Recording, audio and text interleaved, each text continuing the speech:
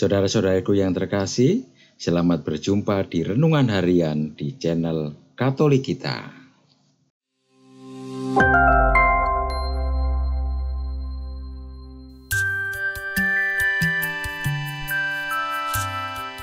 Hari ini, Minggu, 13 Oktober 2024. Hari Minggu biasa ke-28. Bacaan pertama. Bacaan diambil dari kitab Kebijaksanaan, bab 7, ayat 7 sampai dengan 11. Aku berdoa, dan aku pun diberi pengertian. Aku bermohon, dan roh kebijaksanaan pun datang kepadaku. Dialah yang lebih kuutamakan daripada tongkat kerajaan dan takhta. Dibandingkan dengannya, kekayaan kuanggap bukan apa-apa. Permata yang tak terhingga nilainya tidak kusamakan dengan dia. Sebab segala emas di bumi hanya pasir saja di hadapannya, dan perak dianggap lumpur belaka di sampingnya. Kebijaksanaan kukasihi lebih daripada kesehatan dan keelokan rupa, dan aku lebih suka memiliki dia daripada cahaya, sebab kemilaunya tidak kunjung henti. Namun demikian, besertanya datang pula kepadaku segala harta milik, dan kekayaan yang tak terpermanai ada di tangannya. Demikianlah sabda Tuhan. Syukur kepada Allah. Bacaan kedua.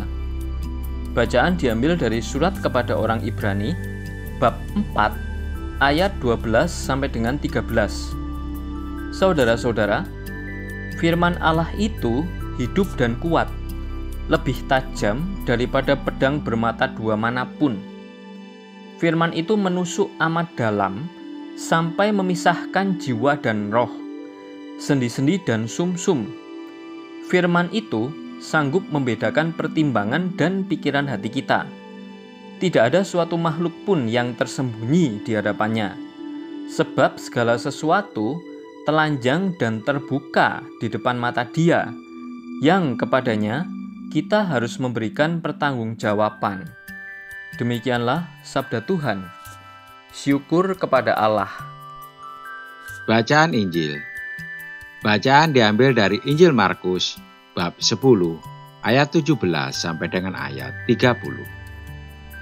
Pada waktu Yesus berangkat meneruskan perjalanannya, datanglah seorang berlari-lari mendapatkan dia, dan sambil berlutut di hadapannya, ia bertanya, "Guru yang baik, apa yang harus kuperbuat untuk memperoleh hidup yang kekal?"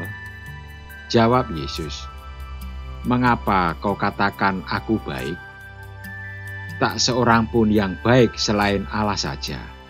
Engkau tentu mengetahui perintah-perintah ini. Jangan membunuh, jangan berzina, jangan mencuri, jangan memberi kesaksian palsu, jangan menipu orang, hormatilah ayahmu dan ibumu." Kata orang itu kepadanya, "Guru, semuanya itu telah kuturuti sejak masa mudaku." Yesus memandang dia dan mengasihinya, lalu berkata kepadanya, "Hanya satu kekuranganmu. Pergilah, jualah apa yang kau miliki, dan berikanlah itu kepada orang-orang miskin. Maka engkau akan memiliki harta di surga. Kemudian datanglah kemari dan ikutilah aku." Karena perkataan itu, mukanya muram. Lalu ia pergi dengan sedih, sebab banyak harta miliknya.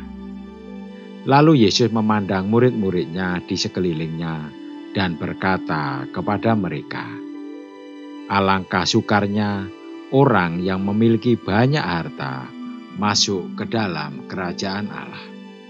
Murid-muridnya tercengang mendengar perkataannya itu. Namun Yesus berkata lagi, "Anak-anakku, alangkah sukarnya masuk ke dalam kerajaan Allah. Lebih mudah seorang unta melewati lubang jarum daripada seorang kaya masuk ke dalam kerajaan Allah.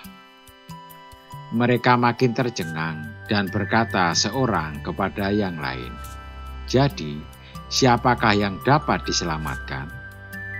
Yesus memandang mereka dan berkata, "Bagi manusia, hal itu tidak mungkin, tetapi tidak demikian bagi Allah.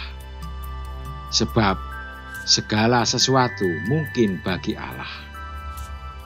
Berkatalah Petrus kepada Yesus, "Kami ini telah meninggalkan segala sesuatu dan mengikuti Engkau." Jawab Yesus, "Sesungguhnya aku berkata kepadamu, setiap orang yang karena aku dan karena Injil meninggalkan rumah, saudara laki-laki atau saudara perempuan, atau ibu, atau ayah, atau anak-anak, atau ladangnya, orang itu pada zaman ini juga akan menerima 100 kali lipat rumah, saudara laki-laki, saudara perempuan, ibu, anak dan ladang, sekalipun disertai berbagai penganiayaan, dan pada zaman yang akan datang, ia akan menerima hidup yang kekal." Demikianlah sabda Tuhan. Terpujilah Kristus. Saudara-saudariku yang terkasih, segudang kebaikan dan keutamaan hidup rohani sudah dilakukan oleh seorang yang datang kepada Yesus.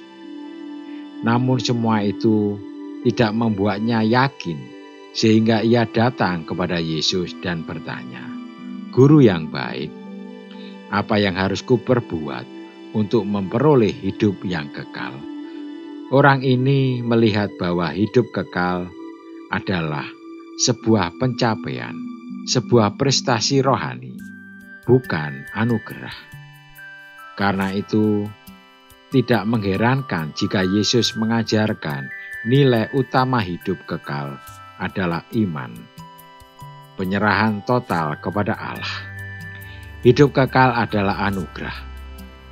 Hal ini hanya mungkin Allah memberikannya kepada kita, bukan karena prestasi manusia, kendati tidak berarti mengabaikan upaya-upaya konkret kita untuk mencapainya.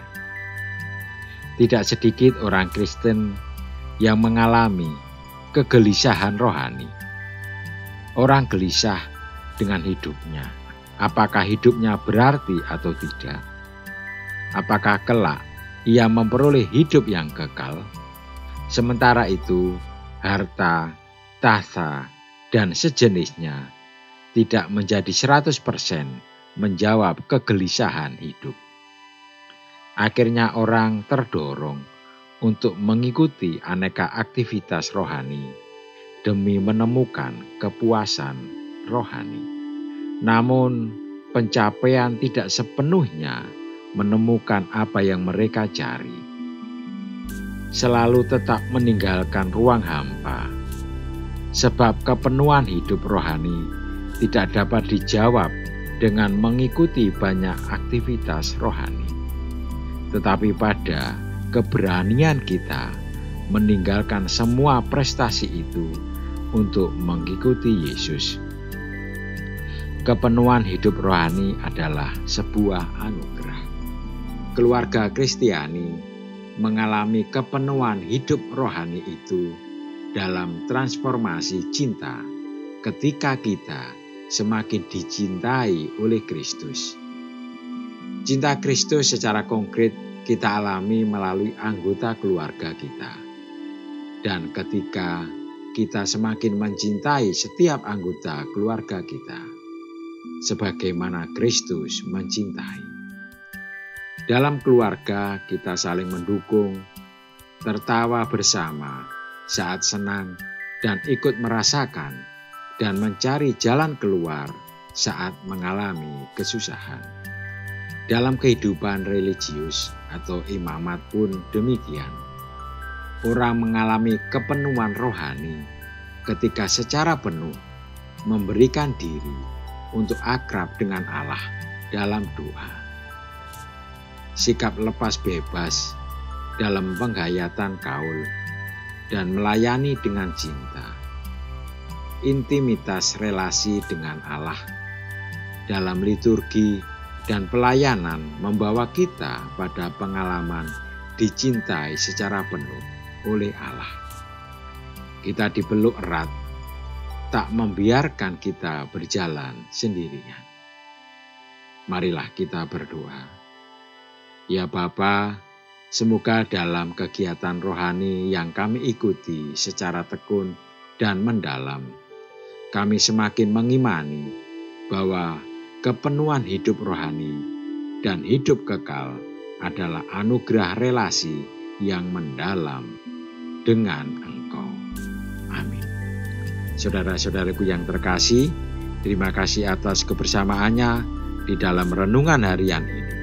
Kita akan berjumpa kembali di renungan harian berikutnya.